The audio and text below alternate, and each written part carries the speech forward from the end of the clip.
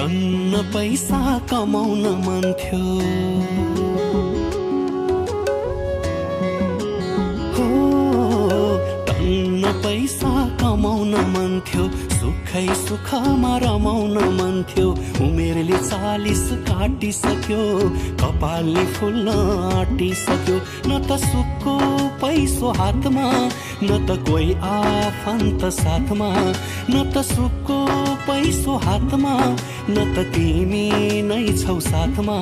नरौ साइले अब क्यारी कमाउला खै, जे छ त्यसमै रमाउला है।